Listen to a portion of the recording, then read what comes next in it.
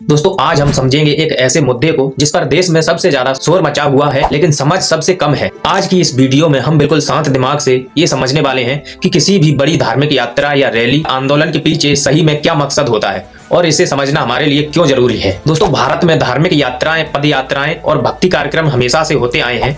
ये हमारी संस्कृति का हिस्सा है, लेकिन हर चीज सिर्फ हमेशा धार्मिक मकसद से नहीं होती। कभी कभी आस्था का इस्तेमाल किसी और लक्ष्य के लिए भी किया जाता है। दोस्तों कोई भी यात्रा हो उसे 4 सवाल पूछकर आसानी से समझा जा सकता है।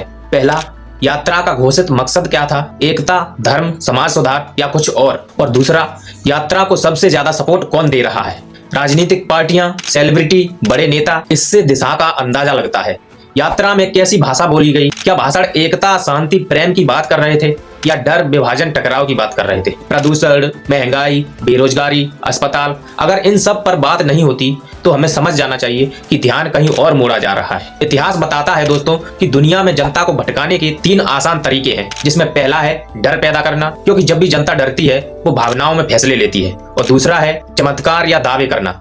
बिना जांचे लोग भरोसा कर लेते हैं कि जो कहा गया वही सच है, और तीसरा है समाज को हम तुम में बांट दो। जब लोग एक दूसरे से लड़ने लगते हैं तो असली मुद्दे अपने आप गायब हो जाते हैं। अब बात करते हैं हिंदू राष्ट्र की। क्या भारत आधिकारिक रूप से हिंदू राष्ट्र बन सकता है? दोस्तों ये सवाल बहुत लोगों के दिमाग में घूमता है, लेकिन इसका जवाब भावनाओं से नहीं, कानून से आता है, और इसको समझने की कोशिश करते हैं। भारत का संविधान कहता है कि भारत एक सेक्युलर देश है, जिसे सुप्रीम कोर्ट ने बेसिक स्ट्रक्चर कहा है। इसे बदला नहीं जा सकता। मतलब कोई भी पार्टी चाहे कितनी ही ताकत में क्यों ना हो, भारत को धर्म आधारित राष्ट्र बनाना आसान नहीं है और ना ही शांति से संभव है। कुछ चीजें हो सकती हैं, जैसे यूसीसी, सांस्कृतिक फैसले, शिक्षा में बदलाव, पर पूरा देश एक धर्म के नाम पर बदलना यह कानूनी और सामाजिक रूप से बेहद मुश्किल और खतरनाक हो सकता है। इस दौर में हमें क्या करना चाहिए? देश को मजबूत करने की जिम्मेदारी सिर्फ नेताओं की नहीं होती, हम सबकी है। आंख बंद करके किसी को भी फॉलो ना करें। पहले तर्क, कानून और तथ्य को समझें। असली मुद्दों पर आवाज उठाएं, जैसे प्रदूषण, नौकरी, महंगाई, स्वास्थ्य और शिक्षा। अपने बच्चों और छोटे भाई बहनों को विज्ञान और संविधान के बारे में समझाएं।